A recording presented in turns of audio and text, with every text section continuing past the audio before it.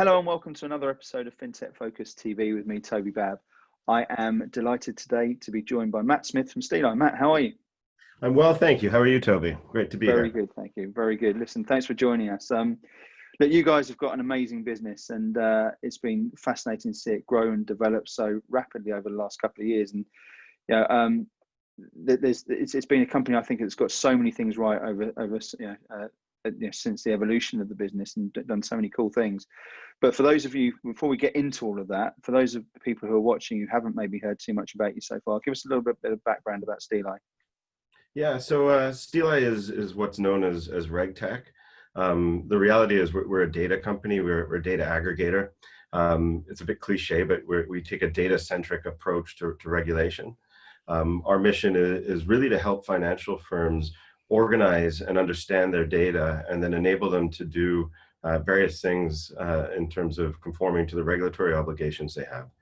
So when we look at the context of the data types we work with, it's their communication, so their human interaction, so voice, text messages, emails, WhatsApp, Slack, Skype, Bloomberg chats, Reuters chats, that type of thing. Their orders and trades. Many firms use multiple OMS systems for order management, as well as multiple execution platforms. And we give them the ability to consolidate that into a standardized canonical view of data based off regulatory frameworks. So in the context of MiFID, as an example, ESMA prescribes a broad set of data points that need to be stored and recorded and analyzed. And this is consistent across the entire organization. It's consistent across the entire market. And it's actually consistent internationally for anybody who wants to participate in European markets. So we bring that together. We bring in information on the companies they do business with. So CRM data. So we'll take data from Salesforce, Microsoft Dynamics, internal platforms, but information on companies and people that they do business with. We bring in employee data, so they have to bring together employee information. Some of this is very sensitive, like passports and national identifiers, their phone numbers, their email addresses, so analytical points. We bring in legal entity identifiers, so company information. We bring in instrument reference data points. We make that available to our clients free of charge within the platform. We bring in market data, so we bring in all the pricing information, we bring in news, we bring in Twitter, and then we provide a basket of regulatory solutions, so communication surveillance, trade surveillance and market abuse detection, regulatory reporting, TCA, all in one place, all off one consistent platform, all working off the same data sets, and then we make that data work for our clients. I think SteelEye over the last couple of years has probably become one of the sort of most respected and widely talked about, certainly RegTech businesses that started it. It's been a phenomenal run for you, for you guys, and in many ways, I guess there couldn't have been a better time to start a business doing what you're doing. Often the cornerstone of a great business, full stop anyway. But alongside that, we suddenly come along to this sort of global situation that we're in at the moment. And in many ways, I guess that sort of increases the pressure on people around the regulatory technology and such like. Tell us a little bit about what's happening in the marketplace at the moment and what you're seeing out there. Yeah, I mean, look, this is just, as everybody says, unprecedented times. Almost immediately what we saw in the market, certainly from a regulatory perspective, where compliance professionals are being tasked with making sure firms comply to their regulatory obligations, was huge volume, huge volatility, and massively increased risk. Now this has tapered off, and I was speaking to a journalist last week on this, where we spoke a little bit about that, and she said to me, "Well, that's kind of old news," and in some cases she's right, but it's like the peak of the virus, right? It goes up and then it comes down. We hit this peak, but then to just pretend like that didn't happen, and that the impact that it had on firms won't happen again, it could, right? So what we saw in that period of time was compliance professionals working all hours of the day trying to deal with the alerts that are being presented to them, which they just were ill prepared for. Many of them, when I described a moment ago about all the things that we do, we're working off 7 different systems. And having to jump from one to one. So an alert gets triggered here, you've got to go over to this one to look at the voice, and this one to look at the emails and the Bloomberg messages, and go back to a case manager somewhere. And it's unsustainable and a forward-looking market. So what we are seeing is a lot of firms now starting to go back and rethink their strategy. I've said this in past talks. In recent times, our people, all of us, are now living in the cloud. Many of whom are working with technology that's on premise.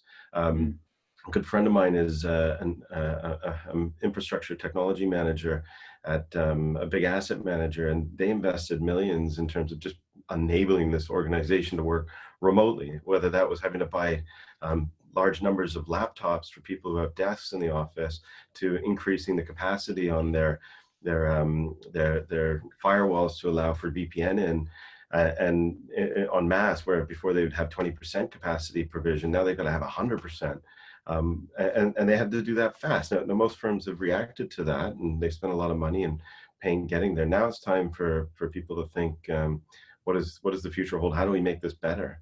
And how do we operate in a world where it's actually likely that we'll have a prolonged, if not indefinite, period with increased remote working? Yeah, I think that's been I mean, it's been a phenomenal state of flux and challenge, hasn't it? And for such droves of things of people to be working in a different way so quickly over such a short period of time, it's been a phenomenon, realistically, hasn't it? How people have adapted so well to it. And I think companies like you have been pivotal to helping people address those challenges. And there have been challenges, and they continue to sort of come through. I mean, last week we saw, I think it was last week, where we looked at the sort of CME and everything that happened with Nexabide and such. Like, tell us a little bit about how you've reacted to there, because I know you've been sort of very deep in helping and sort of giving advice and guidance through that whole period as well, right? Yeah, I mean, so our company was already on a very significant forward momentum trajectory, and we had a huge amount of inbound business coming, and we're building in all areas of our organization. We had just launched a marketing campaign around communication surveillance. We were taking on much larger clients in our trade surveillance and market abuse detection business. So these things are pressing us, right? And we at the time of lockdown in the UK had 31 people. We've added 12 people in that lockdown period to help cater for that kind of organic inbound that we were having, and the momentum and growth, which again is a remarkable testament to suddenly have 12 people join who have never seen our office, but today they feel like part of our family and our team. They're part of teams. Yeah. And if you speak to them, they'll feel that way. And we can talk a little bit more about some of the things we did there to help with that. But with the CME, right? So this isn't a surprise.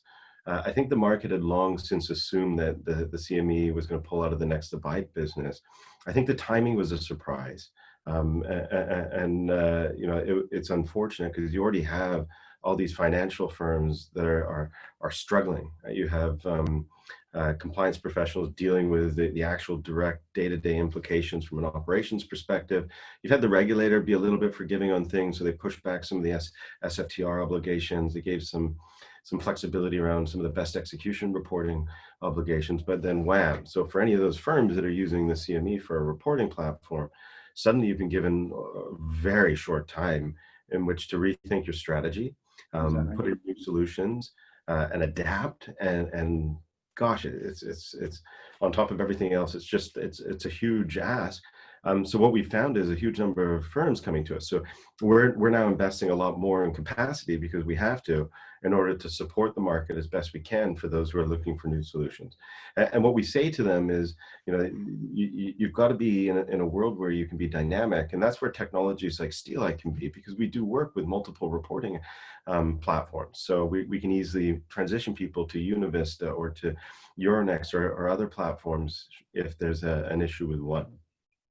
I think that's you guys have always got so many things bang on and done the right thing at the right sort of time, and sort of providing that sort of rapid agility to be able to support that. It's been great. Alongside that, you've also sort of done other things to support the industry, and I know you've sort of looked at giving away certain things for free at the moment, and sort of really doing your best to help and do the right thing. Tell us a little bit about that. Yeah, so with us, we're trying to think of things that we can do in the short term that will help people through a challenging time. We knew a lot of people in the compliance professional were at home. not just struggling with the day-to-day, but trying to think about how they can improve things for the future. We know that it's very difficult for people to, within financial firms, get together and think strategically when they're so disparate, although some do it better than others. So what could we do? Well, we knew that with our communications platform, it takes almost no effort for us to onboard a client. So what we thought was that we could give some access to this to financial firms who may have a gap, largely because we knew people were now starting to work from home en masse, right? So you suddenly have whole trading floors no longer in an environment that's readily supervisable. A lot of the technology is on premise. So we felt we could give them access to our cloud-based platform to start utilizing some of the more modern capabilities that we can provide around email and Bloomberg communications, and with no kind of ties or anything like that. We'll let you use it for 90 days for free. We've had a huge number of firms take us up on that. Mm. And that sort of value has been, sort of characteristic of you guys. I think as a business, what I've certainly seen from the outside looking in over the last couple of years is a business there that's constantly looking to, try and add value. I've been to some of your Regs and Eggs events. I've seen how that's gone virtual. We've seen the Easter egg hunt and various other bits and pieces you've been doing. I think I've been using you guys as a sort of test case for how companies in the fintech world at the moment should be positioning themselves and providing that value. Tell us a little bit about the whole thought process behind that, because you've been very, very much a business that is focused around creating a brand that's adding real value and community. Tell us your thoughts on that.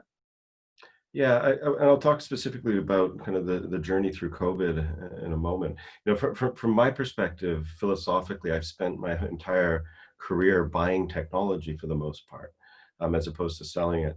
I built teams, very large teams over the years, and I really wanted SteelEye to have the same kind of team feeling that I've had in other organizations and we have within SteelEye, but make that reach out to our clients. So it's not just a SteelEye thing. Our clients to us, and in many cases, for our clients out there that are listening to us, they'll know this. We don't call them clients, we call them partners. And when we sign somebody on, it's a partnership. And I like to view it that my team just becomes part of your team, and that my team, our team, is in almost in your office, and virtual kind of environments enable that much better. And as a result, we've invested a lot in making sure that we bring the community together. So Regs and Eggs was something we started in year one. As you know, Toby, you've been to one or two of them, I think. We usually hold them once in a smaller forum in a restaurant in Mayfair. It's very intimate, usually kind of 40, 50 people. And then we do our annual one, which is at the Houses of Parliament.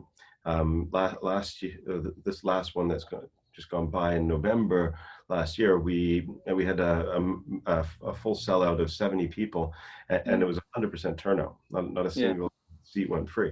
And we don't charge for it because it's about bringing people together, and it's not about SteelEye. So although it's SteelEye's Regs and Eggs, you'll know if you've been to those things before that we never speak about SteelEye. You will never see a SteelEye screen or anything like that. In fact, I just do an intro and maybe we chair a panel. This is about other people talking. So we bring people from industry who are thought leaders, who have meaningful things to say about meaningful topics, to come and talk.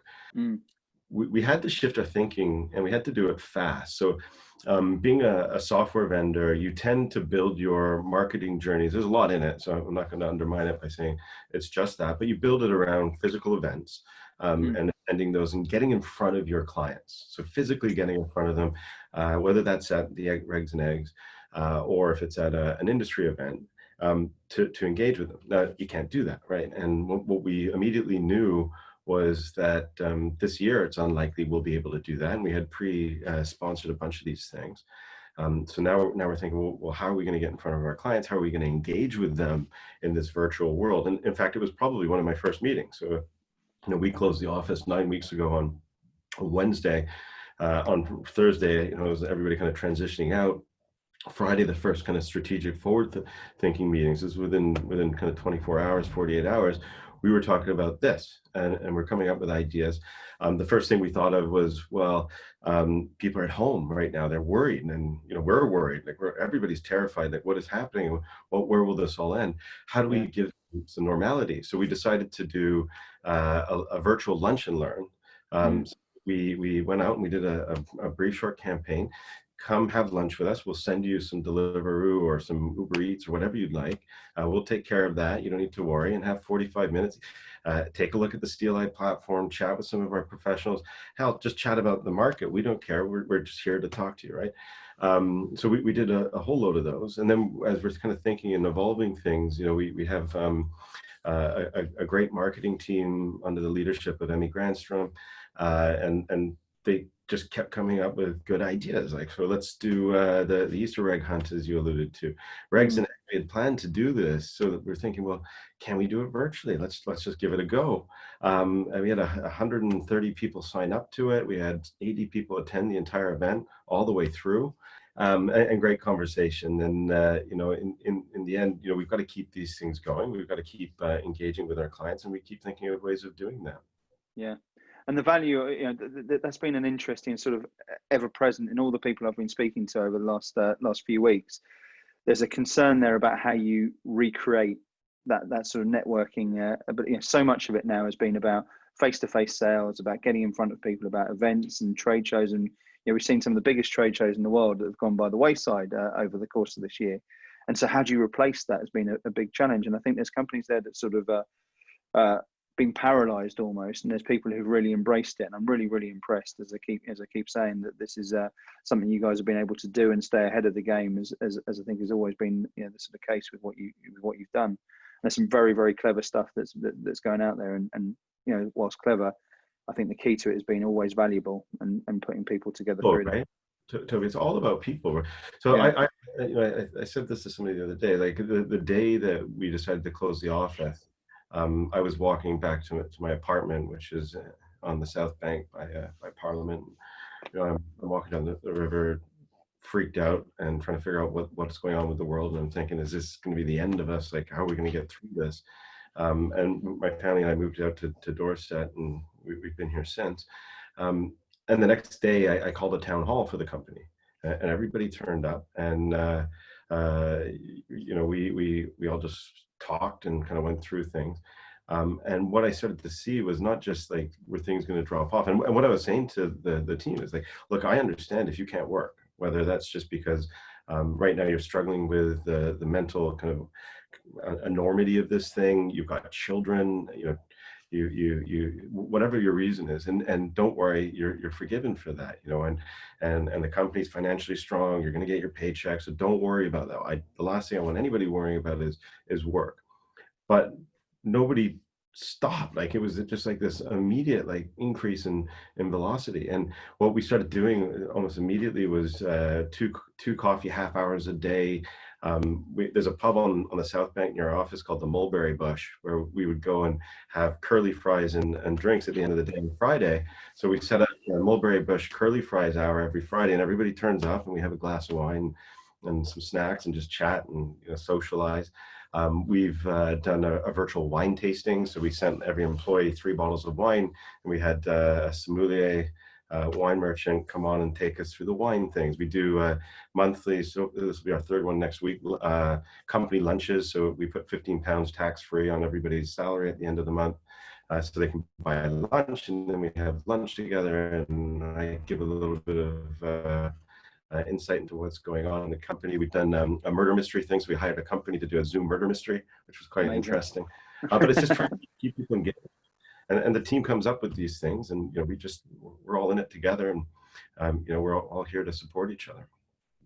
I think that's you've segued into an area which I'm really interested in, because SteelEye, again, from my view of it, has always been founded on being a great place to work, full of, and you put so much effort into that culture very clearly, both in terms of some of the comms that go out, but everyone I've ever spoken to in the company has a genuine passion for it, and that sort of culture has been something which I think has been a cornerstone of what you've achieved so far, and that sort of growth. Those sort of things which you're talking about, I think, are fantastic. Tell us about the communication and how you guys have kept that sort of culture and that sort of camaraderie together on top of the fun bits that you've spoken about there as well? Because it's not all rosy, right? Like it's hard. So the pressures we're under, increasing velocity. Like when we're hiring people, we're doing it because something is stretching to the point where it can't stretch anymore. We need more resources to support that growth. So, and we're going through that kind of journey as a company, going from a startup founding itself to a company that's scaling. You know, we're moving into Europe and we're doing all these different things. Mm. And the flip side of a very motivated team is sometimes people work too hard and they don't take breaks. They don't turn off, and you know, we're trying to encourage people to find a way to obviously deliver on the things we need them to deliver on, but making sure they're taking breaks.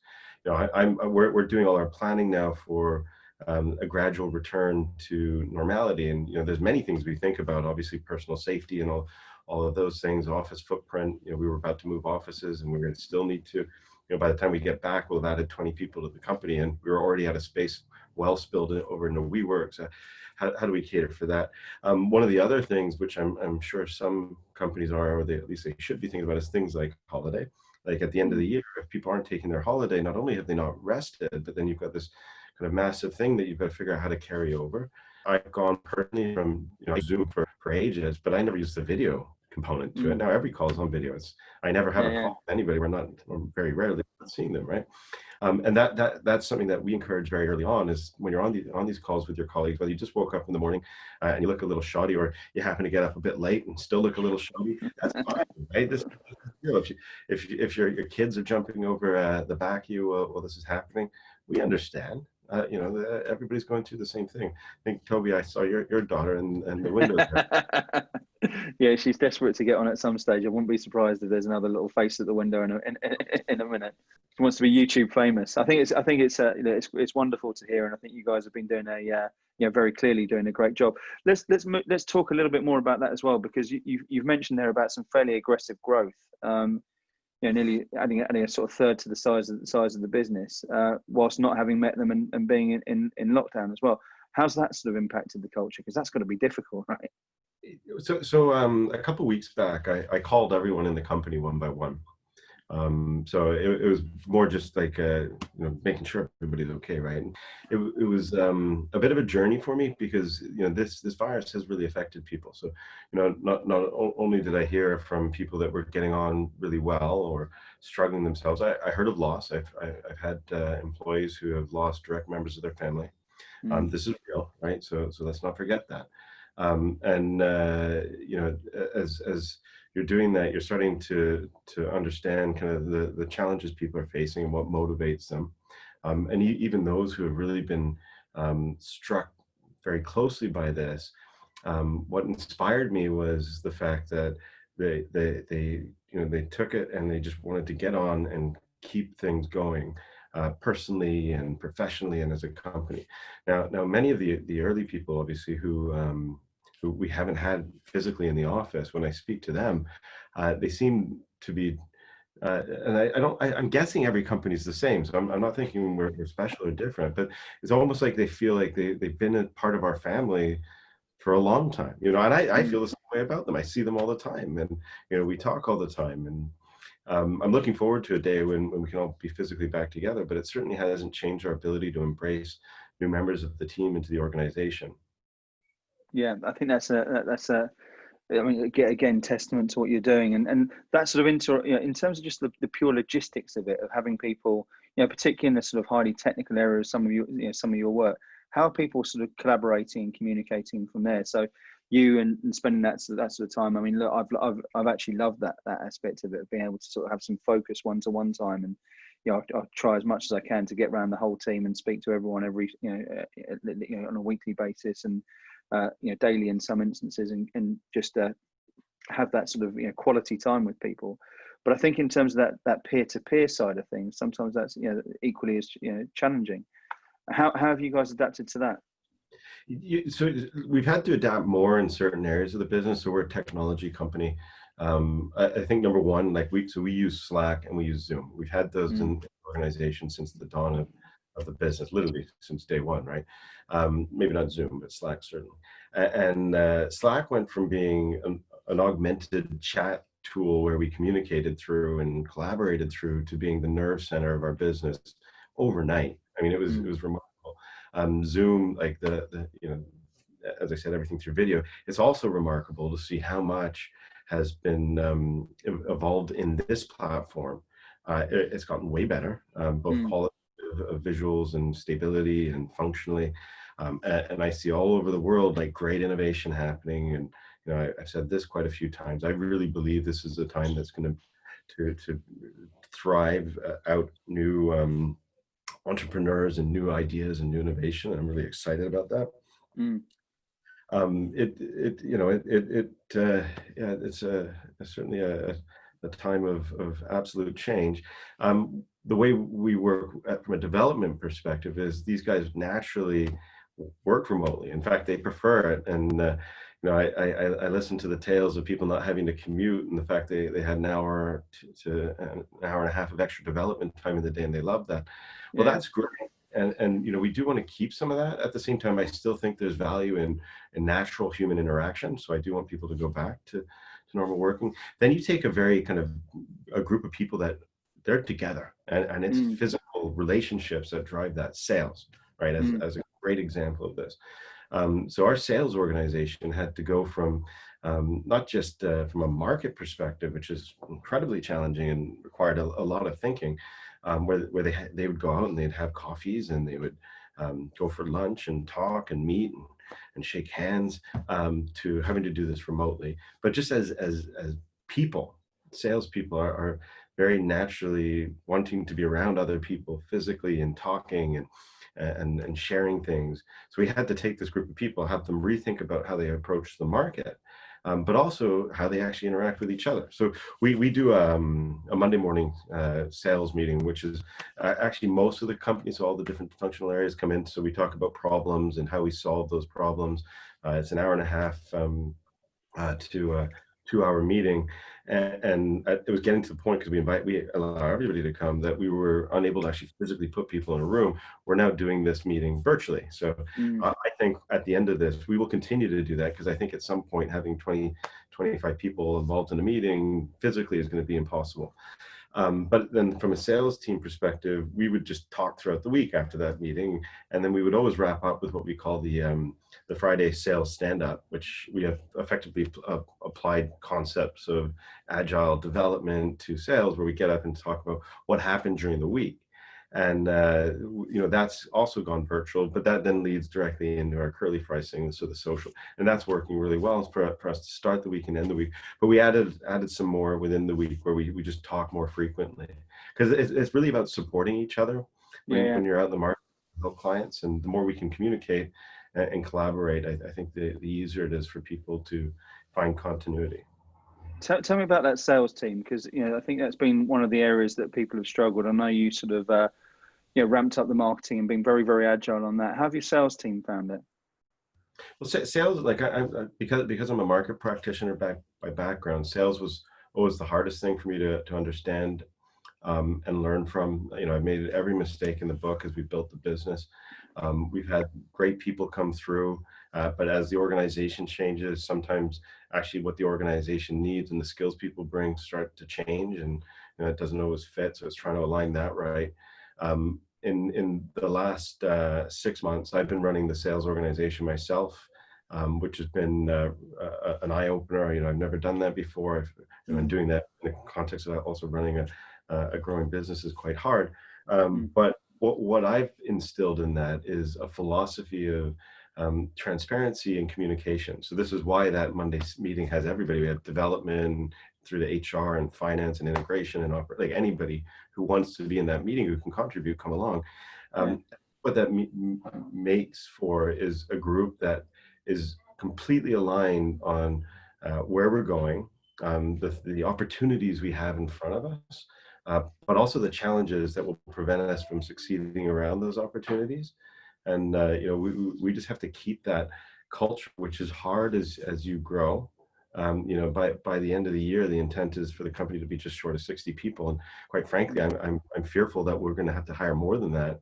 I was just talking to one of my venture capitalists the other day about that specific challenge, which is I'm going to have to invest into the opportunities, which, you know, you don't like deviating from plans. And I'm trying to get myself comfortable, and they're telling me you're crazy not to. Like, why are you talking about this? But, you know, I'm also a CEO and an entrepreneur, and, you know, we're paranoid people. So you're terrified of, you know, terrified of making mistakes. And yeah. I love it. It's that I say this a lot, but this is absolutely one of these ones which I could run for hours and hours and hours talking to you about all of this. And I've said it for you know, for a long time about your business. It's one of the ones I respect the most out there in the marketplace. I think you're doing so many things absolutely brilliantly, from your curly fries to the you know to the value that you're adding to your marketplace, to the culture you're creating there as a business. It is a absolute blueprint for how great companies run, and Matt, it's been superb of you as always to share so generously your thoughts and intel on what's happening out in the marketplace, and I wish you, continued and ongoing success. It's been just superb to watch, so thanks very much for sharing everything with us. Thank you, Toby, and I really appreciate you inviting me on the show, and thanks for all the support and the kind words. A pleasure. Matt Smith, always box office. Thank you very much for sharing. Thank you all for watching. We'll see you soon on another episode of Fintech Focus TV. Thanks a lot.